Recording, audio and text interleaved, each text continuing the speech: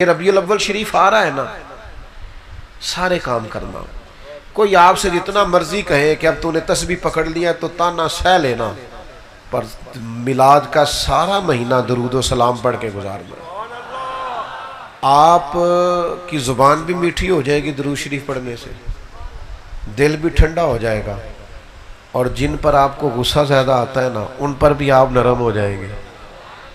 اور میں دوستوں سے کہا کہ مجھے ایک دوست نے لگے مجھے غصہ بڑا آتا ہے، میں نے کہا درود پڑھا کر محبت کرنی آ جائے گی، غصہ شصہ نکل جائے گا. تو اپنا عبادت کا تعلق ہمیشہ مضبوط رکھیں.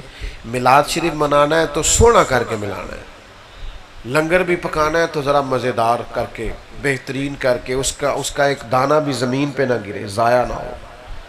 اور غریبوں کو اگر میلاد کی محفل میں بلانا ہے تو مطلب یہ پتہ آپ کو، ہماری میلاد کی محفلوں کی سٹیج پر بھی امیر چڑھ جاتے ہیں ادھاری ٹوپی لے کے، کسی سے وہ آ جاتے ہیں سیاسی سماجی بن کے، یہ جی محفل میلاد کی صدارت کرے گا. محفل میلاد کی صدارت اس بابے سے کراؤ جسے 35 سال ہو گئے فجر کی اذان دیتے ہوئے. اسے اس لیے نہیں بلاتے کہ وہ غریب ہے، اسے بلاؤ. اس امام مسجد کی صدارت رکھو جسے 40 سال ہو گئے تمہارے بچوں کو قرآن پڑھاتے ہوئے. یہ کیا آپ نے انداز اختیار کیا ہوا ہے؟ فلانا سیاسی ہے تو فلانا سماجی ہے.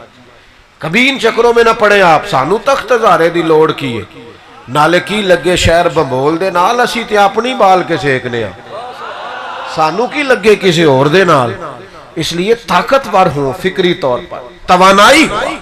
میلاد شریف بڑا مضبوط، اور یہ جو مطلب اتنے دینے ہیں پیسے اور اتنے لینے ہیں اور اتنے کی نعت لینی ہے، اس سے مزہ نہیں آئے گا، لذت نہیں آئے گی، اس سے سرور نہیں آئے گا. سرور تبھی آئے گا جب کوئی محبوب کا ذکر میں کھو کے کرے، جب حضور کی نعت میں گم ہو کے پڑھے.